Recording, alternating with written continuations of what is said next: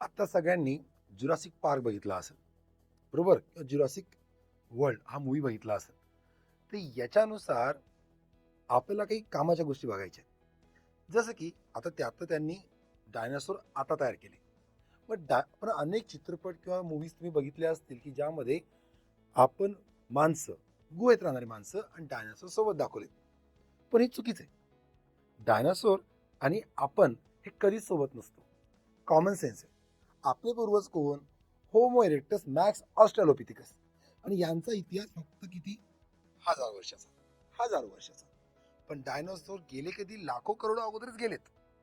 म्हणजे आपण सोबत कधीच नव्हतो. मग या मूवीच्या अनुषंगानं आपल्या कामाचं काय? तर सगळ्यात पहिल्यांदा आपलं पूर्वज म्हणजे आपली अँसेस्ट्री कशी आहे?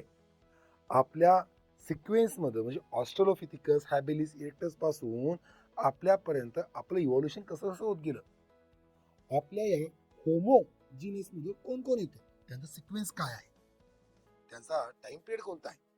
डायनासोरच्या बाबतीत बोलायचं झालं तर डायनासोर कोणत्या प्रकारचा प्राणी आहे, नेमका तो होता कधी, तो गेला का, या प्रश्नांची उत्तरच आपल्या कामाची आहेत.